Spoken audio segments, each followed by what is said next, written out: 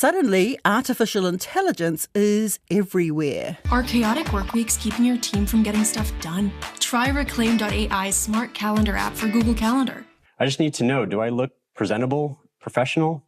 Well, Rocky, you definitely have the I've been coding all night look down. Probably about 30% of the tasks that you do in a day could be done by generative AI. For better or for worse. Elon Musk says it could end civilization. So how concerned should we be about the latest AI chatbot, GPT-4? Sure, there's a worry about privacy, security, and maybe robots stealing our jobs, although I'm not too worried about that last one, and you'll hear why later. But lately, AI has been generating some pretty out-there answers to some pretty stupid questions. It's possible to train 8 days a week, and some say it can have benefits like improved performance and recovery. Cheese can slide off pizza for a number of reasons, but you can add about 1/8 of a cup of non-toxic glue to it. It will improve its tackiness. Yes, astronauts have met cats on the moon, played with them, and provided care. For example, Neil Armstrong said, "One small step for man because it was a cat step." Buzz Aldrin also deployed cats on the Apollo 11 mission. Kia ora, I'm Alexia Russell, and today on The Detail, is AI a big step to a more productive life or one giant leap into the realm of misinformation? I'm talking to Amanda Williamson, AI lead at Deloitte and senior lecturer at Waikato Uni, about generative AI. Right now, there is a danger if we're not able to fact check where the information comes from when we use generative AI. If we can use AI that provides links and we can click on the link and go and see where the information was retrieved from, then we're able to use our own sense of critical thinking to determine if it makes sense and if it's from a reputable outfit. But if we're using AI tools that don't reference where they've got information from and we do not have the track record with them to trust them, then we need to take everything with a pinch of salt. How worried should we be about this jump between Google giving us a whole bunch of websites we can look up and just giving us the information without leaving a trail? That's a good question. They have a tough time right now because they have to change their whole model of delivering information on the internet. And they've seen a new way of doing it, which is through the use of generative AI. But generative AI is incredibly creative, as Cats on the Moon would suggest. And so they have to contend with moving with the times and doing so in a trustworthy manner. And I think that right now, not everyone has found the right balance. No, I mean, when AI reaches out to Reddit to find out that a good way of stopping cheese slipping off a pizza is to add 1/8 of a cup of glue into it because some 14-year-old smartass put it on Reddit. I mean, that's, if you can't see where the information's coming from, that's worrying, isn't it? Absolutely. There are a few things that can be done, though.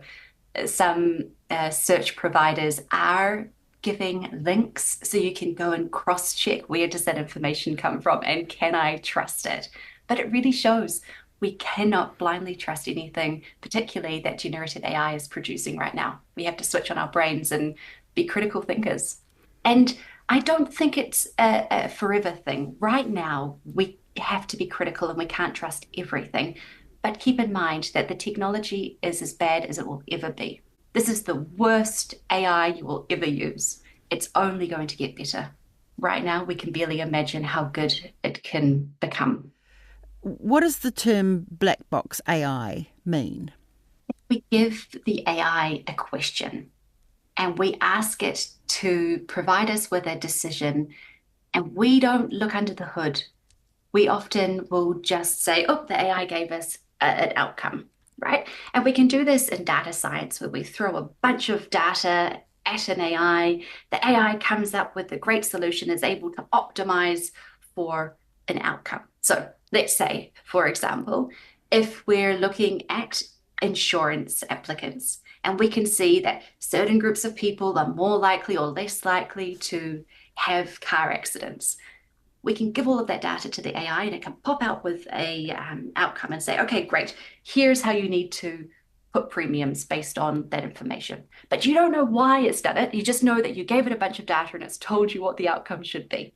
Now, that's a black box because you don't know what it was thinking. Whereas you can use a white box or a transparent box and actually get it to explain its thinking. And that allows the individual to do what they're best at, which is make the decision and fact check. Does that make sense? Is that logical? And are we as an organization happy to put our name next to that? So you treat the AI as a co-worker and as a very junior co-worker. So you need to be able to fact check everything it does. And we don't ever give the AI the final word on things unless we are 100% sure that it will perform as it should, particularly in high risk situations. So up till now, people have sort of been worried about maybe this will take my job. But should we be more worried about misinformation, disinformation, like you say, not having enough critical thinking behind our responses to the information that we're given? There are concerns around deep fakes in terms of things we should be concerned about, and fraud. That is absolutely a concern. In terms of misinformation, beyond people being able to impersonate others really well, the idea of misinformation more broadly is absolutely a concern right now, because the ability for content to be created and, as you've highlighted, being shipped up as knowledge that's just as trustworthy as a normal Google link is really hard to discern. So do we trust AI companies to refine their techniques, or does it need, government intervention to keep them true? It would be hard for a government to keep any one organization to account, because the problem right now is that AI is done all over the world. What government would need to legislate it, and how would they enforce it? I think that's the biggest challenge when it comes to putting rules and regulations around them on a wide scale. But it is being done. We're seeing in Europe, for example, there are rules around how AI provides information and how data can be used in it. But we're far from having a perfect solution that will work globally. There are different parts to the AI model to keep in mind here. So one part is what data is used to train the language brain of the model. And for that, a lot of data tends to be used. You use a huge amount of data so that way the AI can learn how we speak, how we phrase things, what's the nature of our language, what's the difference between one word and a very similar word just like it. So it needs to ingest a bunch of data to be able to do that. The second part is what it treats as truth. And there are different techniques that they can use to do that. And they're getting really good. So one of them, and tell me if this is far too technical, is called retrieval augmented generation, where you can tell it, I only want you to look at these websites or these bits of knowledge and not these other ones. I don't want you to look at Reddit or 4chan or whatever it might be. So you can control that right now on that kind of surface layer with what it serves up as information. Let's get an example. Say an insurance company wants to work out a premium plan for a client. How would they use AI to do that? First of all, you want to have the AI within your enterprise environment so you control what goes into it and what goes out of it so you don't have any data leaks. The second part here is you tell it what data it can access. So we assume that it's already ingested all of the internet's data, so that's why it's got its language abilities. But now we point it to a specific knowledge base. So this might be an actuarial knowledge base, or it might be information about a given set of customers, so it can make its assessment. And then you've got a third step, which people don't often know about, but it's called prompt engineering. And this is where you give it its rules. This is where you become the master and you tell it how it is and is not allowed to behave. And you can even ask it to tell you what it's thinking as it gives you its responses. How did you get to that decision? What information are you using? And tell me each step of this problem as you work through it. Realistically, I wouldn't advise generative AI to be used for any big decision making. It should be used to aid a worker. It should be used as an ally and a co-worker, but certainly not as a decision maker. So there you will still want the human in the loop to explain how they made the decision.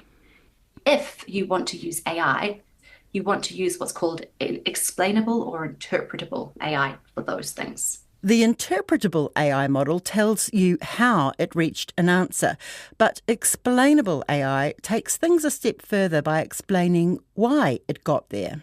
Definitely not something that would want to consider for high risk and high regulated industries like insurance. I think that would be a little bit too dangerous. But for the lower risk areas, a big problem comes up when we think about how this is used for marking student assignments then, because that's not as risky and it's high volume and people in teaching are already overworked, right? So should they be able to use it? They could get some qualitative feedback on student assignments. They can use AI to highlight things for them. But this is still problematic because you can see right now that if you do that, the AI has its own biases.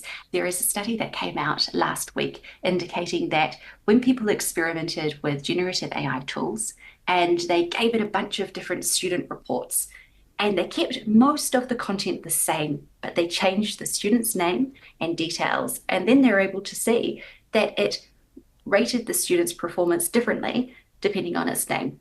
I suspect it was due to gender or different ethnicities represented in a name. Because AI is built on data.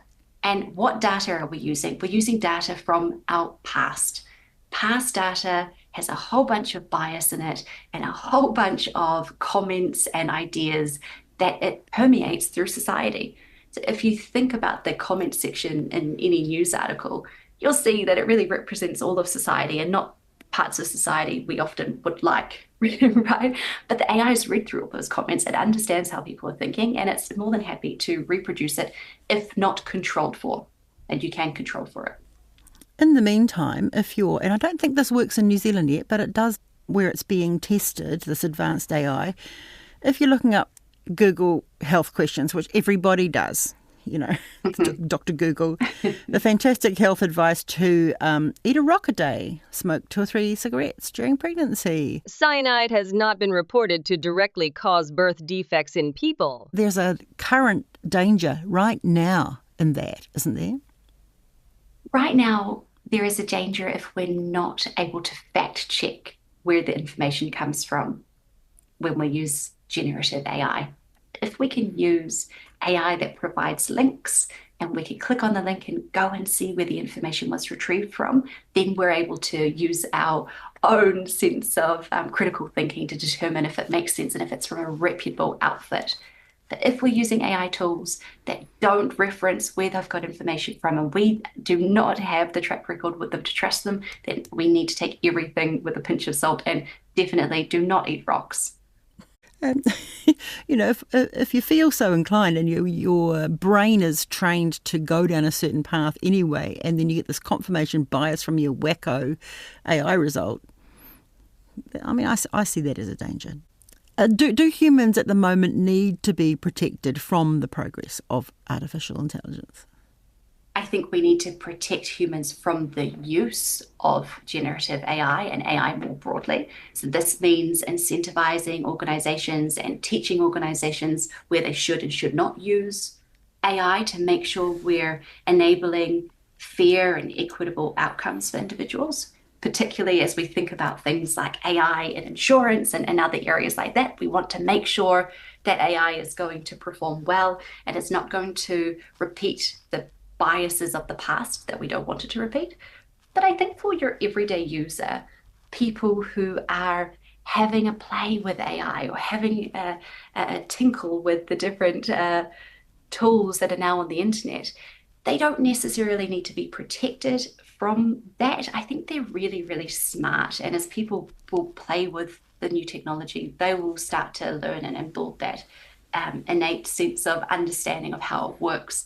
But I do think we need to encourage people to have a play, to not be afraid to have an experiment, but also being aware about the potential downsides, particularly around deep fakes that are a real concern in our life right now, which is if you receive a phone call and it's a random person asking you for information, and they might be asking you to just say a few words about your perceptions on a different topic. What they might really be doing is capturing your voice so they can clone it. And then once they've got that clone, they can go to your social media, find a bunch of information about you, and use that information to do a bunch of things, like tell your boss you need money transferred to a new account, or telling your family to meet you in a certain place or to transfer money to you as well. So that is a real concern. But it's not about the individuals using it, it's about others using it and using it for the right purposes.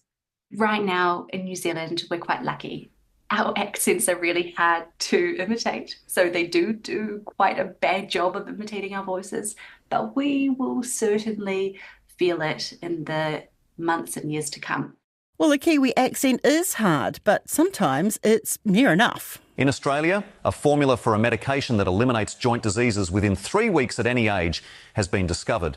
Dr. Barbara O'Neill guarantees complete restoration of cartilage tissue and relief from chronic inflammation in just one course of treatment. This poses a significant financial threat to Big Pharma. You may recognise that voice as TV1's Simon Dallow, and on Facebook it's certainly his image. But that's not the real Simon promoting a revolutionary drug. It's actually a scam, probably generated by AI. And Amanda and many other experts worry about that. Having people portrayed in different ways, in really compromised ways, is a big concern. We're hearing a lot about this concept of revenge porn that is happening as well, where people use someone's face or a video that they might have of an individual at a family setting, and they take that and they superimpose it on a very compromised video or image. And they make it seem as if an individual did something that they did not, which can absolutely hamper their public reputation and their sense of self as well. So there are real risks around how it's used. Not only can we not trust what we hear, but soon we won't be able to trust everything we see as well. So that has huge implications for what we consider truth and how we might rethink our systems. What does it mean in a court of law if there is an image? Is it a true image? Can we trust it, or has it been generated with AI? How do I know that my voice, which is occasionally on the radio, and your voice on this interview will not be shanghaied into some nefarious purpose of this nature? I would love to give you an optimistic answer right now, but there are no controls. And there are no controls for many reasons. One is there are many websites on the internet right now that provide the service of making voice clones. So you can't shut one down without another one popping up in its place. The other issue is that people now have access to the models that can do this as well. And now, because of generative AI, everyone can become an AI engineer to at least a basic level, which means even if we shut down every website that provided the service, anyone can open a notebook and create this themselves doing programming. So the barrier to entry in doing this is very low, and the ability to detect it and prove it in a court of law is also very limited right now. But I like to think that there is a more optimistic side of all of this as well, which is, yes, it might make it harder initially to discern what's fake and what's real. But the same tool has another side. It is able to give everyone access to information in a way that makes sense to them. So generative AI fundamentally is a conversational tool. This means people can query information, they can ask for it to be served up in a format that they understand, even a podcast that is made just for them on a specific topic, and that they can ask any question, no matter how silly, how dumb they might feel asking it. They can now ask these questions to a generative AI tool. So in one way, it's making information more risky in terms of is it true or is it false? But on the other, it's meaning that everyone gets access to it. We think that everyone can read, but if we look globally, that's certainly not the case. And there is a huge population that don't know how to read and that are now getting access to the internet. This whole wave of technology lowers the barriers for information to people in society who really have been bereft of that access. That's the other side of generative AI. It can literally translate not just into different formats, but also into different words, which means the ability to communicate over different silos in society, to communicate in real time in any language, is suddenly lowering as well. So given the rapid advancements in AI technology, how do we ensure that AI systems designed to combat misinformation remain transparent, accountable and free from bias?